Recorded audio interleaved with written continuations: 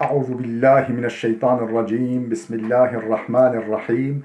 Elhamdülillah ve salatu ve selamu ala Resulillah. Değerli arkadaşlar, Doktor Mahmud Futuhi'nin Dastanhay Mesnevi Ben Nesr adlı eserinden 17. dersimizi yapmak üzere birlikteyiz. Kitabımızın içeriği neydi? Mevlana Mesnevisinin şiir şeklindeki hikayelerinin düz yazıya çevrilişi. Sayfa 22 hikaye 15'teyiz. Yani 22. sayfa 15. hikayedeyiz. Hikayemizin başlığı ne? Piru Pizişk. Piru Pizişk yani yaşlı adam ve hekim. Yaşlı adam ve hekim. Bunun hikayesini sunuyor bize. Piremerdi pişe pizişk raftu goft.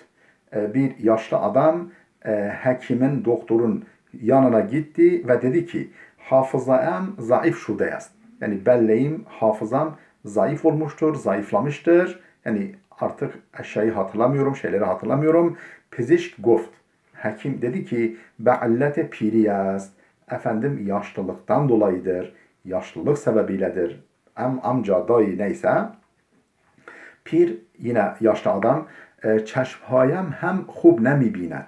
Efendim gözlerim de iyi görmüyor. Gözlerim de iyi görmüyor. Çeşmhayem hem gözlerim de hub nemi binet iyi görmüyor. Pizişk hekim dedi ki ey pire kuhen, ey yaşlı yani çok yaşlı adam, ey pire fani, illete an piriyast, onun da illeti, gerekçesi yaşlılıktır. Pir yine yaşlı adam puştem hayli dert mi kunet. Puştem yani belim hayli ağrıyor. Sırtımda oldukça ağrıyor.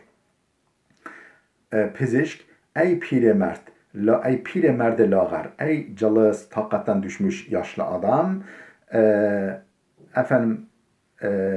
in hem ez piriyast, bu da yaşlılıktandır. Yani belinin ağrıması, sırtın ağrıması da yaşlılıktandır. Pir, yaşlı adam, her çimi hurem berayem hub nist. Her ne yesem bana iyi gelmiyor. Ne yesem yiyeyim bana iyi gelmiyor.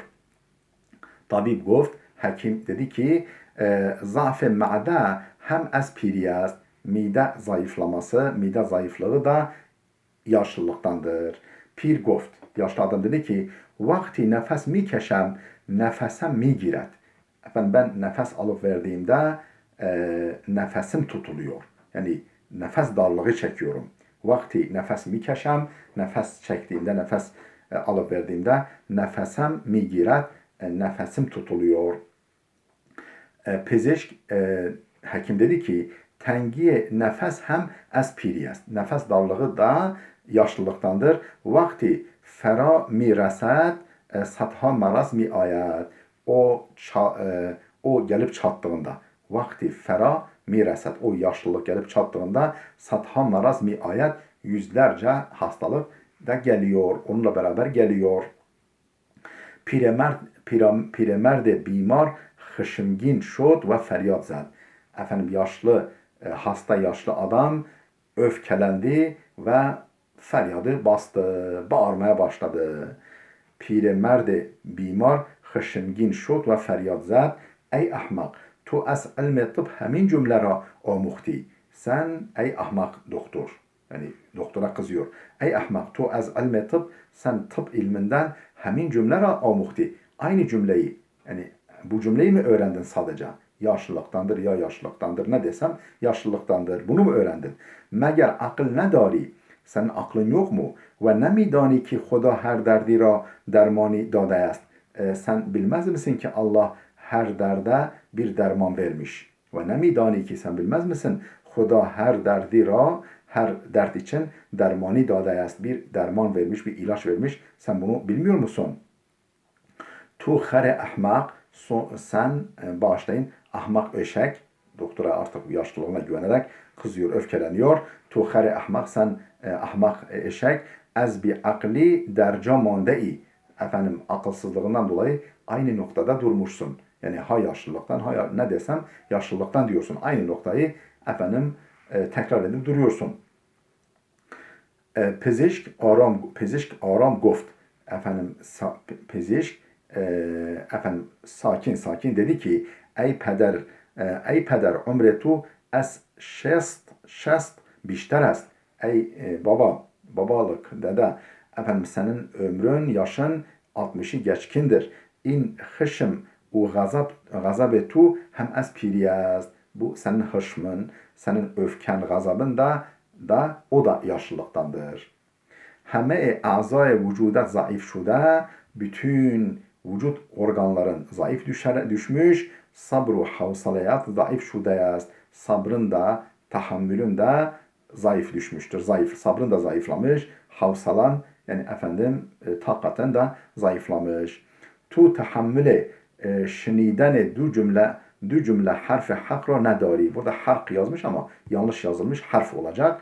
Tu tahammüle şinidene du cümle harfi hakro nedari. Sen efendim iki cümle doğru sözü duymaya tahammülün yok. Senin iki cümle doğru sözü işitmeye, dinlemeye tahammülün yok. Heme pirha çunin hastend. Bütün yaşlılar böyledir. Begayre piran hakikat. Yani ya efendim bunu tam anlayamadım. Yani kelime manası açık ama tam ne dediğini ya yanlış yazılmış olabilir. Yani kitapta bazen cümle düşüklükleri olabiliyor, kelimeler düşmeleri olabiliyor. Nitekim biraz önce gördük harf iken hark yazılmış. Begayre piran hakikat efendim yani anladığım şu efendim yaşlı olmayanlara böyle geliyor.